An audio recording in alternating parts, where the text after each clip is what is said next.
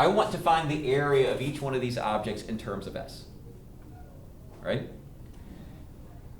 So, if this side is S, what's this area?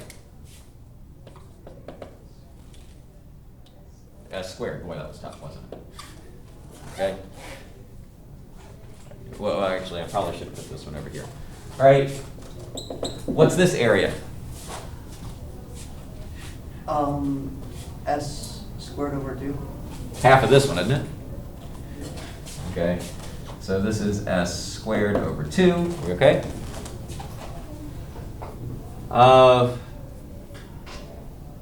Here. Let's find this one. All right. So, the way you find the area of a triangle is 1/2 base times height. Are we okay with that? So to find the area, so if it's 1/2 base times height, how do you know your base and your height? You always look for a right angle, and so you can think of this as your base, right? You can think of this as your base and this is your height. So how do you find it?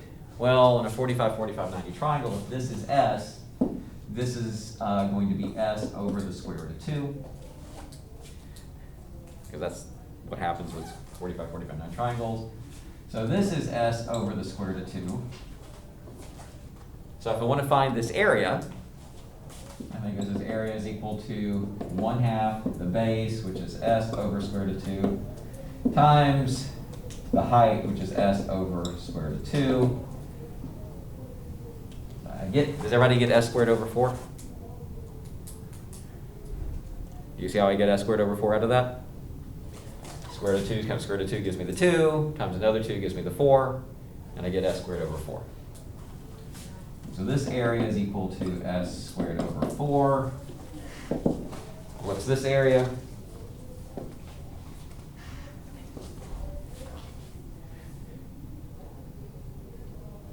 Here, I'll help.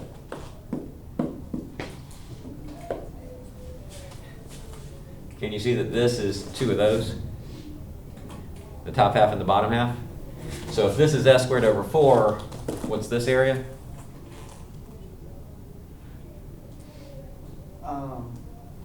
S. Double it. What's S squared over 4 times 2? There you go.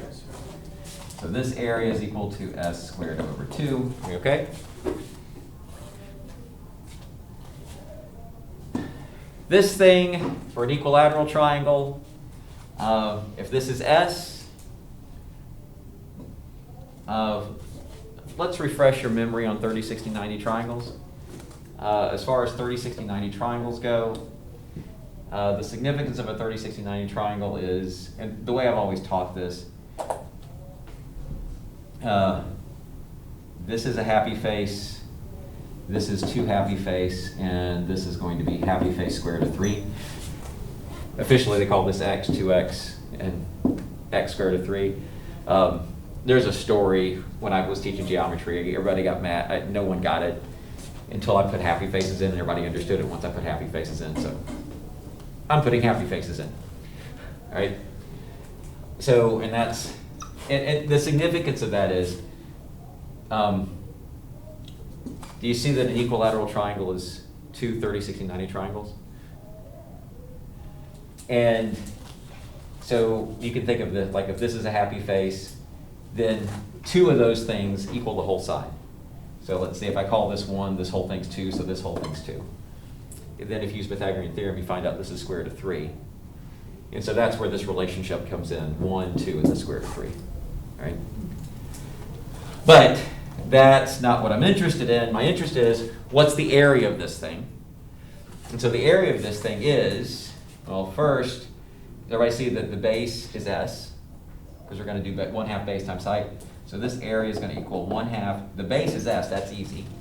The height, that's a little bit of a pain. This thing is S over 2, and so this thing is going to be S over 2 square root of 3. Because it's, take this, multiply times square root of 3. And so when I do that, let's see, this is going to give me S over 2 square root of 3, and we end up with square root of 3 over 4S squared.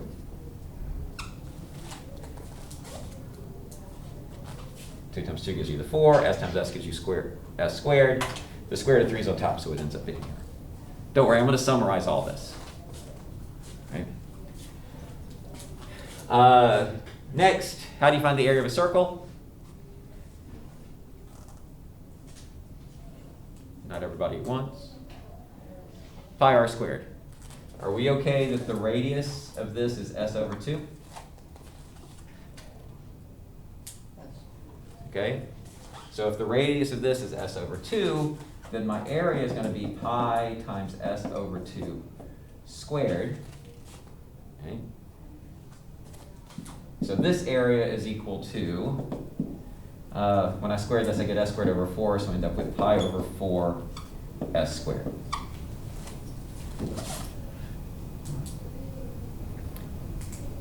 Everybody got it? And if this is half of that, what's the area of this thing going to be? Pi over 8. Yeah, pi over 8 s squared. So this area is equal to pi over 8 s squared. Right? Everybody okay with my brief geometry lesson for today? Right? So this brief geometry lesson is huge, right? And so what I want to do is have a nice little summary of all these, right? And I'm going to try to put it on here.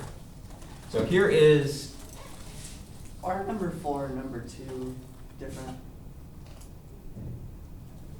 well, 2 is the full square, 4 is half the square, Oh, okay. okay? So here's what we have. Number 1, when it was just a square, the area was s squared. Number 2, when it was a square turned on its side, it was 1/2 s squared. Number 3, when it was an isosceles triangle with the base as being s, it was 1/2 s squared. Number 4, when it was half of this guy, it was s squared over 4.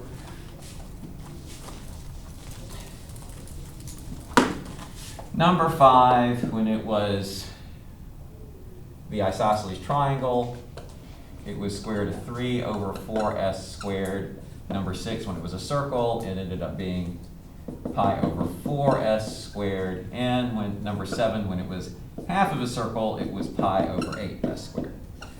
Everybody got those? So the key for today is knowing these formulas. Notice that every one of these things has an s squared. Does everybody see that?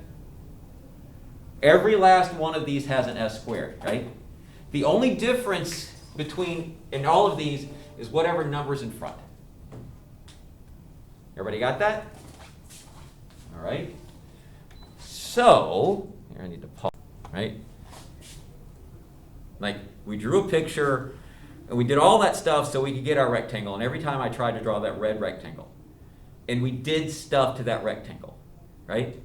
Everything we did Tuesday and Wednesday was take this rectangle and spin it. And if you take this rectangle and you spin it exactly around the rotation, then it created this solid disk. If the rectangle spun and there was a gap, then it created that washer or the donut looking thing, right? And then we talked about volumes that it would generate as you spun the rectangle, right? Everybody got that? That's what we did Tuesday and Wednesday. I know we went through it fast. Today what we're going to do is we're still going to be interested in our rectangle. But now what we're going to do with our rectangle is we're going to grow things on the rectangle.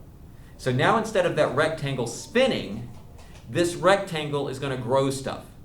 And what we're going to grow is a square, a triangle, the different triangles, a circle. All of those objects that we did at the beginning of class, we're going to grow on our rectangle. Right? Got it? So now the next question is, well, what the heck does that look like? Right? What does that look like? And I'm not going to get all of the examples because this doesn't have everything. But what we have is a region. And this is a pretty basic region. That's about as simple as I can get. It's a circle. And if we're going to grow stuff, we need to create some sort of 3D, right? Because it's hard to see.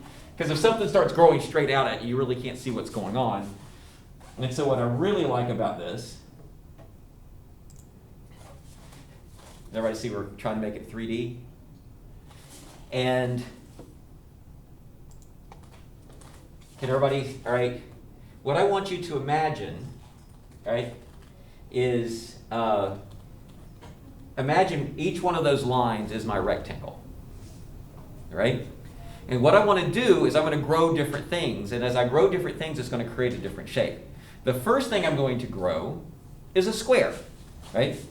So I'm going to show, can you kind of see a square here?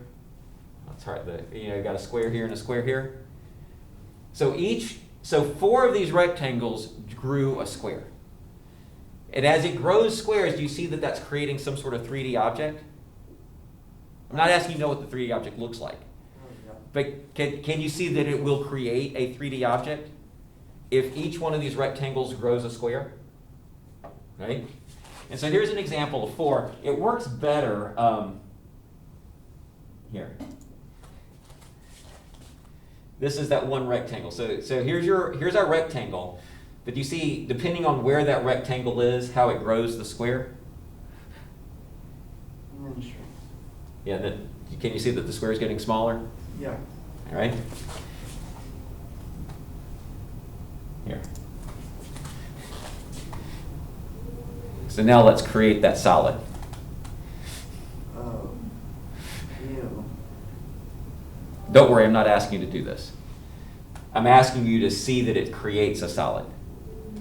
And this solid is created by, well, that is incredibly slow. I don't know what setting I have, but, or maybe my computer just has some issues. Well, I know my computer has some issues. But can you see how it creates a 3D object? And this is what happens when you grow a square. Here, let's just go ahead and set the solid. There you go. And so if every rectangle grows a square, you get this solid. Does that make sense? Yeah. And so this is what happens if we grow a square. Okay? Here, let me slide you can see as we're growing the square in all those. I really need a new computer because that is not supposed to go that slow. All right? Now let's see what happens if we grow triangles. What kind of triangle? We're going to grow equilateral triangles. So we're going to create 3D. There's our chord. Now, these are think of those as our rectangles. And now we're going to grow equilateral triangles. See, I'm growing I grew some triangles. And as you sweep that one triangle, do you see how it's, the triangle gets bigger, as the rectangle gets bigger, it gets smaller, it gets smaller. And here, let's just create the solid.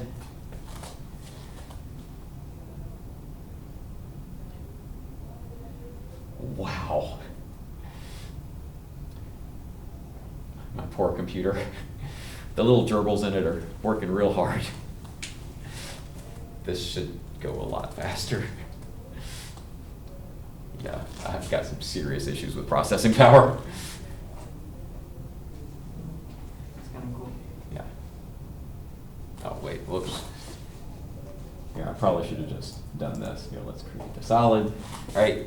Again, I'm not asking that you can draw that. The AP exam is not going to ask you to draw that. What I'm asking for you to just realize that if you grow different shapes, you get a different, if you can grow things on your rectangle, then you can get a 3D solid.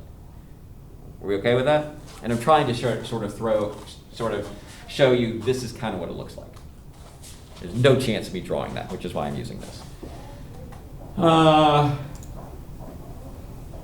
And then isosceles right triangles. So we'll see the chords, drop it flat. And here's our 4 triangles, and let's just create our, no, let's not create this, I'll just go ahead and show it. And this is the shape depending on what shape you draw. Okay, everybody ready? All right, everybody see this is where we're going. And our goal today is, how do you find the volume of some object? Got it? If I remember correctly, the semicircle one is kind of neat. Yeah, this one was neat. So we're going to drop it flat. Let's see, 5 semicircles. And then if I show the solid, And you get that half of a cone looking thing. And, oh no, I don't care about this. All right, everybody ready? So what do they do, right? What do the questions look like? And the questions of, the key words they talk about are these things called cross sections.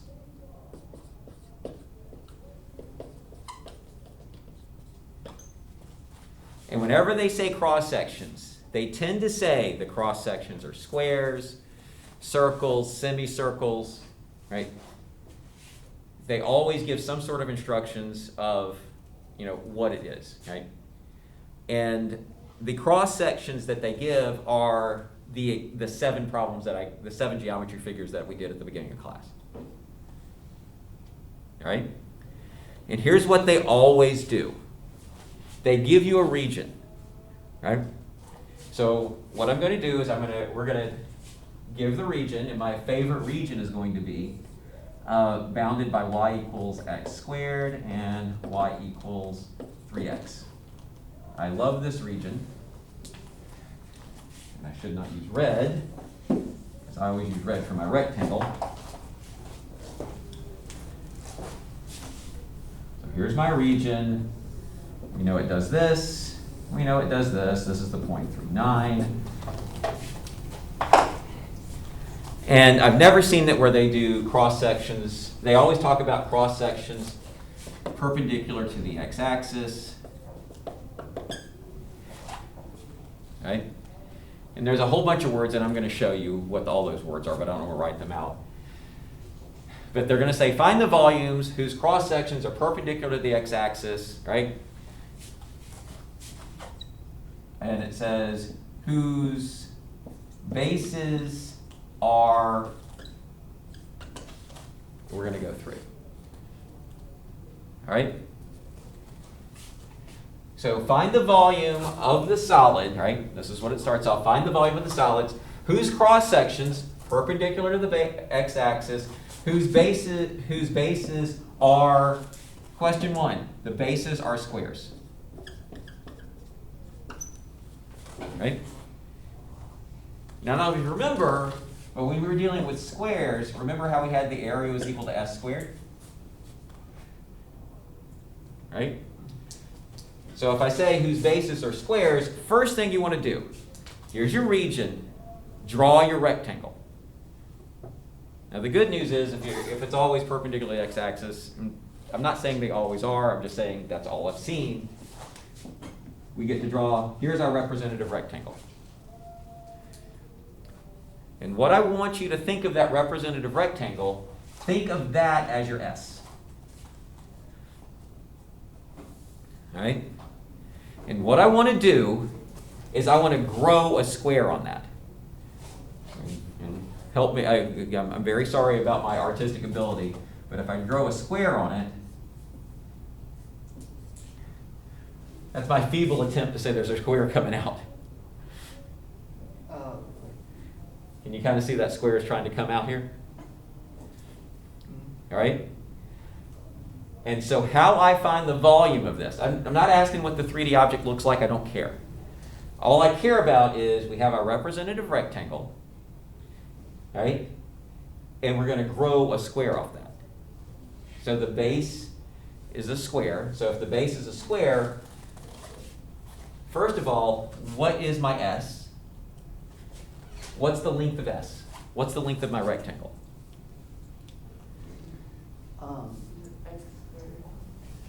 What's top minus bottom? What's the length of my S? Okay. Are we okay that S is equal to, X squared minus. well, top minus bottom is 3x minus x squared. Are we okay with that? Oh, yeah. If that's my S, then that means if I'm dealing with a square, then I take S.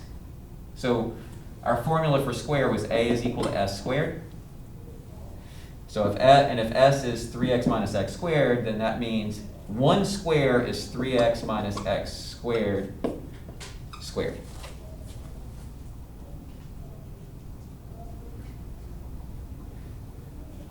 Does that make sense? All right. Now, That's one square. That doesn't give me the volume of the whole thing, right? If I want the volume of the whole thing, I need all the squares. If I want all the squares, I need to set up an integral. And the way I set up my integral is I ask, where did that original rectangle, where does it go from? Where did it go from yesterday? From where to where? It went from 0 to 3.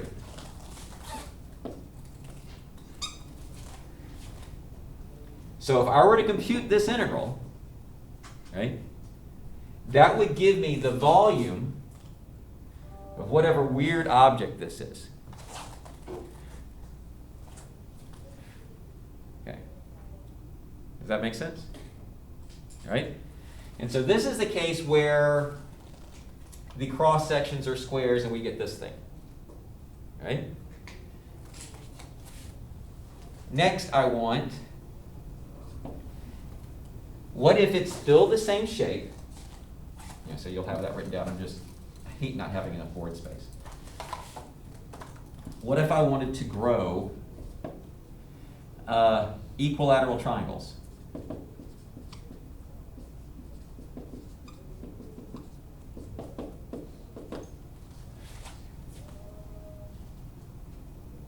All right. So now, same region, same rectangle, we're still perpendicular to the x-axis. But now what I want to do is I want to grow an equilateral triangle. So I'm thinking, okay, somehow it looks like that. Okay. And so you think about it, and remember that rectangle is your S. So if I'm going to grow equilateral triangles, what was the formula for the area of an equilateral triangle? Root 3 over 4s squared. So the area of a triangle was root 3 over 4s squared, right? Remember I told you to write that down because we're going to use it. And so what I know is the area of that particular triangle is going to be root 3 over 4 s squared. What does s represent? What is s in this thing? It's that original rectangle. 3x minus x squared. Okay, so it's going to give us 3x minus x squared squared.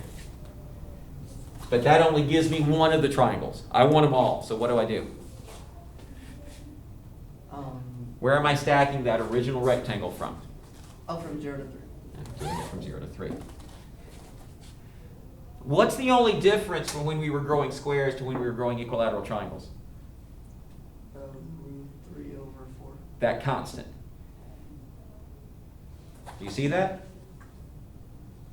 Okay, what if I wanted to grow, and I think I got enough room over here, question 3, what if I wanted to grow semicircles?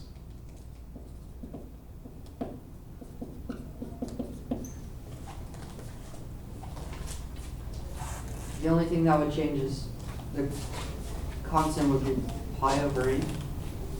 Because like if I'm growing a semicircle, it does that, right? Right. So I think, well, how do we find the area of one of those semicircles? Well, it's going to be pi over 8, right? Times s squared. Well, s is still this thing, which is 3x minus x squared dx. And where are we stacking the original rectangle? 3x minus x squared is squared. Right? Oh, squared, yes. Where are we stacking this? From 0. From 0 to 3. Are you seeing a pattern? And do you see I could basically go through, I mean I could go through 7 examples, but I'm not going to. Basically what I would do is I would describe each of those other geometry pictures. And whatever I described, what that would do, would it change where we're stacking our rectangle? We're still going to stack that rectangle from 0 to 3. Would it change what our S is? No. Because that S hinges on that original rectangle that you drew, right? The only thing that changes when they start doing cross sections of different things is the area formula.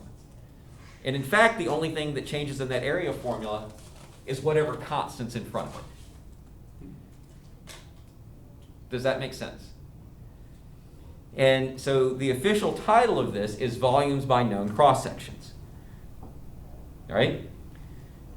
So, what does this look like? like, I want you to see, I gave you, I think, 3 Khan Academy assignments. On all of the Khan Academy assignments, they say set up. You don't actually have to find the number, right? So when you do those tonight, I want you to practice it, right?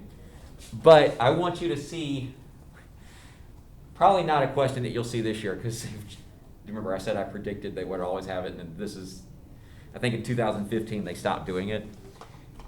But before 2015, this is what the questions look like. And it's like every year they would give a question about area and volume. This is what it looked like.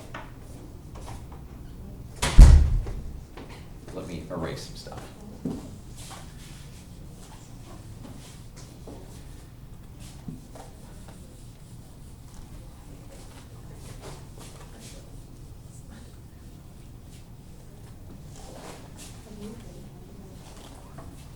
It started getting a little tricky in 14, so I went to 13. And just, if you're curious, sometimes they would put it in the calculator section, sometimes they would put it, if it was in the calculator section, they expected you to get an answer because, well, a calculator computes it pretty easily. Like, you can get a calculator to compute an integral pretty easily. I wanted you to see what did it look like when it was not in the calculator section. Because sometimes in the calculator section, they have some mildly tricky things. So let's make sure everybody can read this. Can everybody read it?